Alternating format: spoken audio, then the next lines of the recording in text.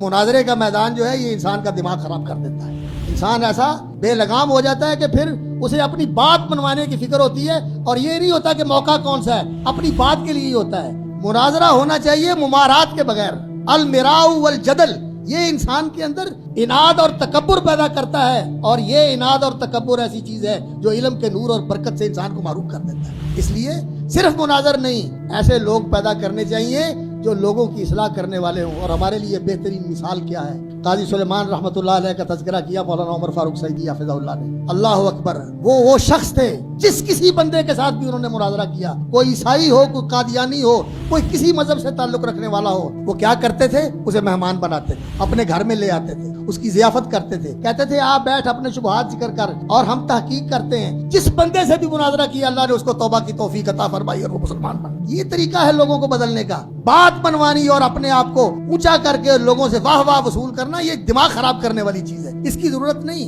जैसे ये आपके सामने माशाल्लाह शेखुल कुल बैठे हुए हैं, शेख अताउल्लाह साजिद साहब, माशाल्लाह जो चीज लेके आ गए उनके सामने उसको हल कर दिया। ऐसे उलमा पैदा करने की जरूरत है। और ये इसी मदरसे में पढ़े, इन्हीं मदारस से गुजरांवाले से पढ़े, जामिया इस्लामिया में पढ़ा ना शेख साहब आपने, जामिया इस्लामिया में पढ़ा है, जामिया मोहम्मदिया में पढ़ा है, वहां से पढ़ के ये लोग ऐसे बने। आज क्यों नहीं बन सकते? आज इस मोबाइल ने और इस चमक ने और इस दौड़ ने कि मैंने स्टेज पे पहुंचना है और मैंने ये करना है, इस चीज ने हमें इल्म से दूर कर दिया है। हमें अपने आप को भी बचाना है, अपने शागिर्दों को भी बचाना है, अपने हल्के को भी बचाना है। अल्लाह रब्बुल इज्जत हमें तौफीक अता फरमाए कि इन अमानतों की हम हिफाजत करें।